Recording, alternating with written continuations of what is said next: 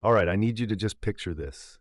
It's the early hours of a cold November morning in 1987. The police lights painted the quiet, tree-lined street of Fairview a stark red and blue.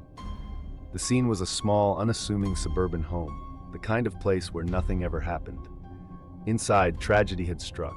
Robert Maxwell, a seemingly ordinary accountant, was found dead. The initial assessment pointed to a home invasion gone wrong, a forced entry, a struggle, a life brutally extinguished. It was a terrible but tragically familiar scene for veteran detective Miles Corbin. But as the crime scene unit meticulously processed the area, something surfaced that immediately shifted the entire dynamic of the investigation from grim familiarity to baffling intrigue. Tucked beneath a heavy, overturned armchair in the living room, almost as if it had been deliberately placed to be found, was a small, folded piece of paper. It wasn't a ransom note, nor a typical threat. Instead, scrawled in neat, almost artistic block letters, was a series of bizarre symbols and seemingly random letters, arranged in short, disjointed lines. It looked like nothing Detective Corbin had ever encountered. It was clearly a code. The discovery instantly sent a chill down Corbin's spine. Was it a message from the killer? A dying declaration from Maxwell? A macabre game? The initial assumption that this was a straightforward robbery-homicide shattered. This wasn't just a crime. It was a puzzle, layered within a puzzle. Local police, accustomed to more conventional evidence, stared at the paper with a mixture of confusion and growing unease. They tried simple letter substitutions, looked for patterns, even considered if it was just meaningless scribble. But the deliberate nature of its placement suggested otherwise. The message refused to yield its secrets. It wasn't in English, at least not in any recognizable form, and the symbols looked alien. The more they stared, the more questions arose. Who would leave such a thing? What did it mean, and why? The sheer audacity and calculated nature of leaving a coded message at a murder scene spoke of a perpetrator who was either incredibly arrogant, deeply disturbed, or perhaps both. By the end of that first harrowing day, the case of Robert Maxwell wasn't just a homicide.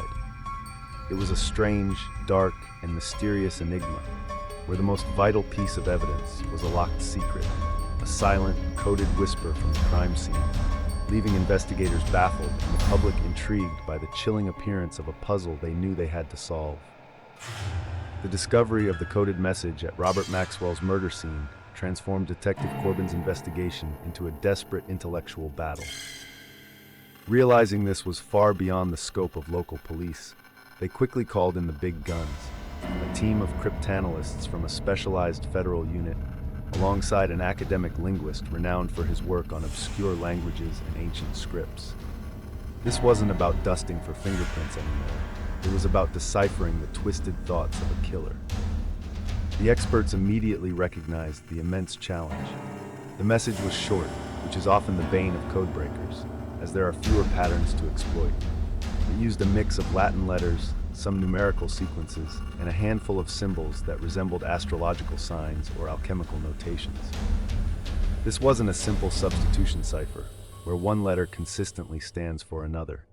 It seemed to be a polyalphabetic cipher, possibly a variant of a Vigenère cipher, or worse, a completely custom-made code designed to be uniquely impenetrable. They tried every known method, frequency analysis, trying different keys, even attempting to reverse engineer potential historical ciphers. Each attempt led to a new dead end. The silence of the cipher was absolute, mocking their every effort.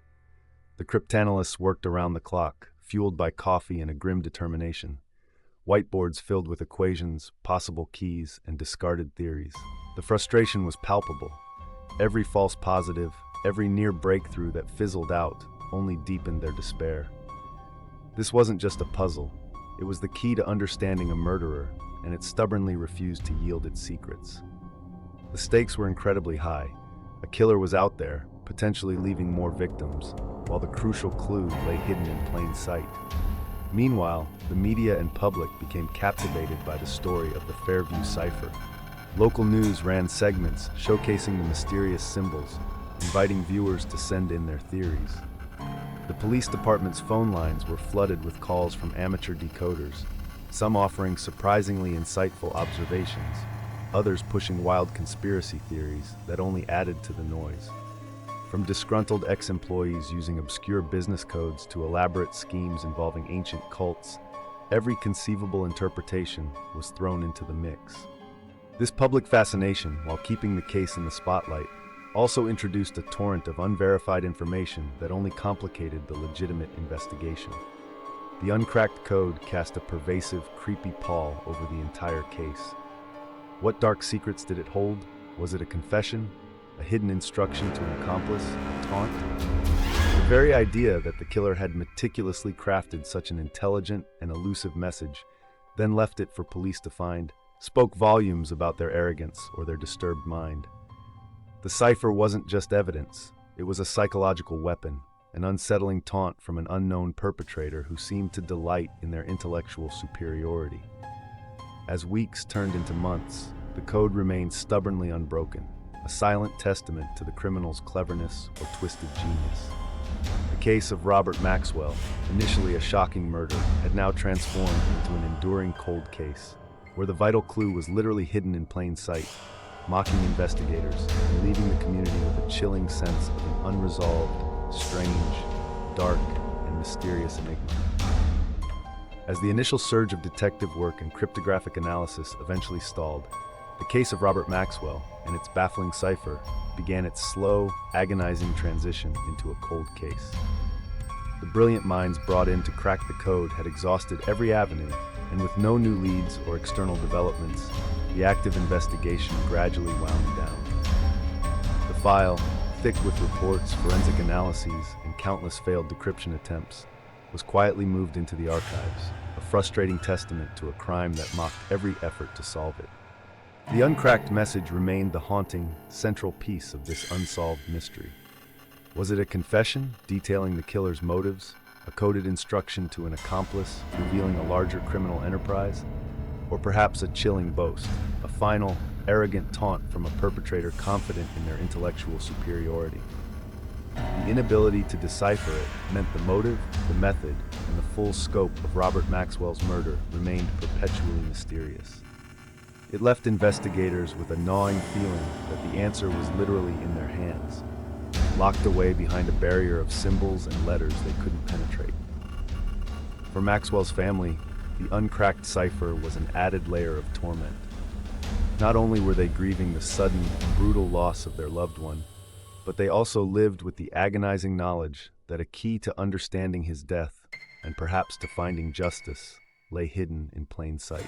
Every anniversary of the murder, every news segment discussing unsolved mysteries, was a painful reminder that the police held a piece of paper that might hold all the answers, if only someone could read it. This fueled a persistent, unbearable anguish that prevented true closure. Over the years, the Fairview cipher became infamous, a legend whispered in true crime circles. It was a recurring topic in documentaries, podcasts, and online forums, captivating amateur codebreakers and enthusiasts alike. Its intricate nature and persistent resistance to decryption cemented its status as one of the most baffling criminal enigmas. The code itself took on an almost mythic quality, transforming Maxwell's murder into a truly strange, dark, and mysterious urban legend, proof that some criminals possessed a chilling level of cunning. Even decades later, debates raged. Was it truly a sophisticated cipher? Could it be a random scribble misinterpreted by overwhelmed police? Or was it a deliberate, intricate hoax designed to mislead? These discussions only deepened the allure of the case, ensuring that the cipher, even in its silence, continued to haunt the memory of the crime. It was a constant, creepy reminder of secrets still buried, of a killer who had left a taunting message that, despite decades of effort, refused to speak. For nearly 30 years, the Fairview cipher remained a silent, taunting riddle in the cold case file of Robert Maxwell's murder. Decades passed, detectives retired, and new generations of investigators inherited the frustrating enigma. The case had become one of the nation's most infamous unsolved mysteries.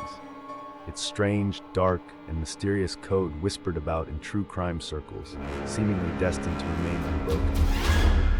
Then, in the spring of 2017, the silence finally cracked. The catalyst wasn't a confession or a new piece of physical evidence, but a radical leap in computational cryptography. Dr. Eleanor Vance, a brilliant but eccentric computer scientist at a prestigious university, had been fascinated by the Fairview cipher since she was a teenager.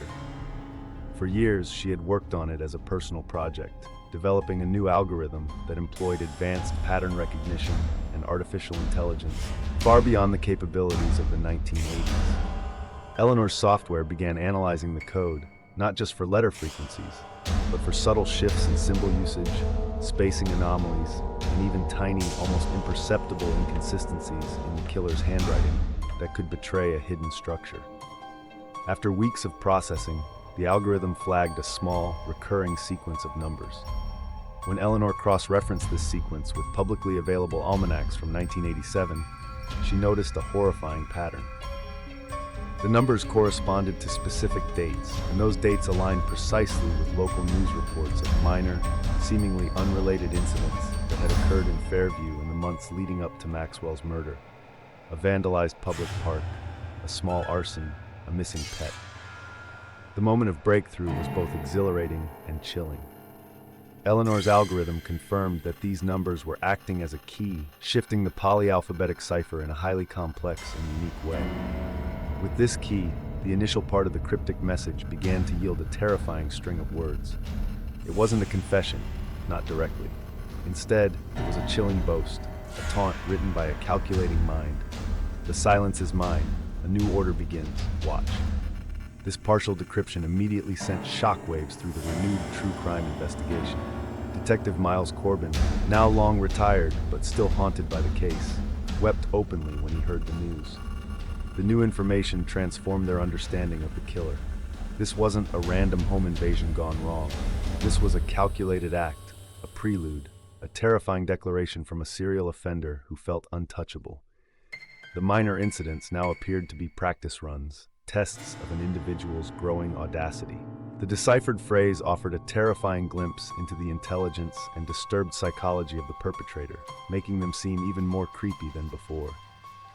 The code wasn't just a puzzle, it was a manifesto, a personal challenge from a hidden criminal.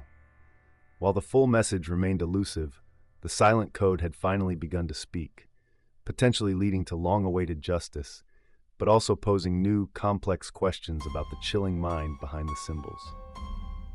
The hunt for the Fairview cipher killer was back on. The partial decryption of the Fairview cipher by Dr. Eleanor Vance's revolutionary algorithm shattered 3 decades of silence and profoundly altered the course of Robert Maxwell's cold case. The chilling message, "The silence is mine, a new order begins, watch," provided not just a clue, but a terrifying window into the killer's mind. This wasn't a random act, it was the calculated beginning of a personal reign of terror. The new insight immediately reignited the true crime investigation. The pattern of minor incidents that Eleanor's algorithm had linked to the cipher's key, previously dismissed as unrelated vandalism or petty crimes, now revealed themselves as the perpetrator's chilling practice runs. Detectives, armed with this context, revisited countless cold cases from the late 1980s and early 1990s across the region, looking for similar cryptic messages or unusual crime scene signatures. This painstaking work, combined with advancements in familial DNA searching, eventually led to a breakthrough. The perpetrator was identified as Arthur Finch, fictional name, a highly intelligent but deeply disturbed individual who had worked as a low-level clerk in a local government office in Fairview in 1987. Finch had, chillingly, been among the hundreds interviewed during the initial investigation, dismissed due to a quiet demeanor and no obvious connection to Maxwell. The deciphered message was his twisted manifesto, a personal declaration of a new order he intended to impose through fear. He was indeed responsible for a series of additional unsolved crimes across the state, his methods evolving, but his coded signature remaining a consistent, taunting hallmark. The resolution brought a bittersweet form of closure to Maxwell's family. Relief washed over them. The agonizing, unsolved mystery finally had an answer. Yet, understanding the twisted, intelligent mind behind the cipher, and knowing that the solution had been hidden in plain sight for so long, added a new layer of pain. The satisfaction of justice was tempered by the chilling realization of how close the killer had come to getting away with it entirely. Even with the cipher partially cracked and Finch apprehended, the allure of the Fairview cipher endures. It stands as a testament to the chilling intelligence some criminals possess and the enduring power of secrets. It fuels debates among cryptographers and true crime enthusiasts about the parts of the code that might still remain unsolved, or if there are deeper layers to Finch's twisted messages. Ultimately, cases like the Fairview cipher fundamentally change how law enforcement approaches complex clues, emphasizing the crucial role of forensic linguistics, advanced cryptanalysis, and interagency data sharing.